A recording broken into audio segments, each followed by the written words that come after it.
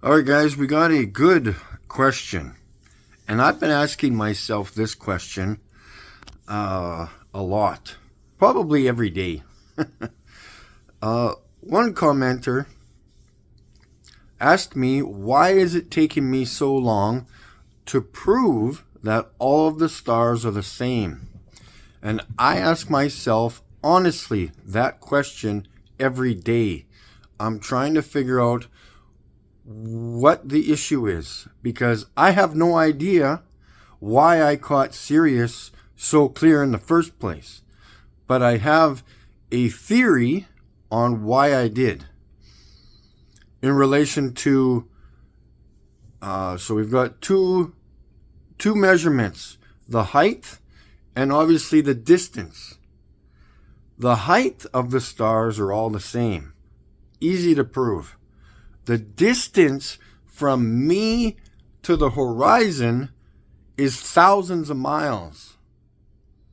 So when I caught Sirius clear, I was recording it for like a week. It would have been southeast. And then with however long I was recording it for, I don't know. It was a week or two that I kept going south of town, and it was kind of off to the left, south and left. And then I eventually went out to my buddy's farm to record Sirius, and it was more direct south or southwest, just a tiny bit.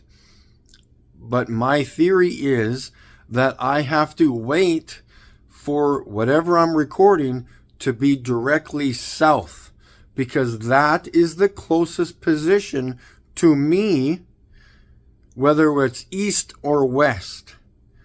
Direct south is the closest distance, because if I'm recording Jupiter, like I have been, it's like we measure, a friend of mine, we measure by fists or fingers.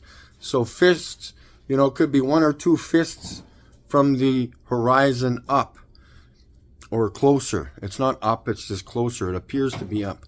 But I need to wait, like I said yesterday when I recorded this Jupiter or those cluster of stars, I need to wait for them to come around to be in the south sky, because that is, again, could be thousands or 1,000 miles difference between southeast and south to me.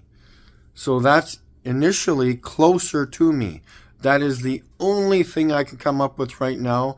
I'm thinking it's my phone that's creating this unfocused image or whatever it is, but I can't say that because the phone's always in focus. It is all the time when you record things or take pictures. So I'm literally questioning everything. I've tried out my monoscope. The only difference is that the other binoculars that I had were 20 by 80, which are smaller, which still doesn't make any sense. It is easier to focus because it has a single focus for both eyepieces.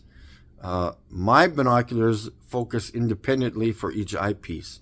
So trust me, that star is not hoaxed. It's not computer graphics. It's not glitchy.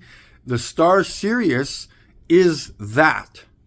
And I will prove that all of the big stars, because if you go back to some of my cluster videos, you can see that they are still come to a point like a pizza wedge or some kind of they come to a point. They're not clear, but you can see the rainbow effect in the star, because that's what they produce, is a rainbow effect, all of the stars.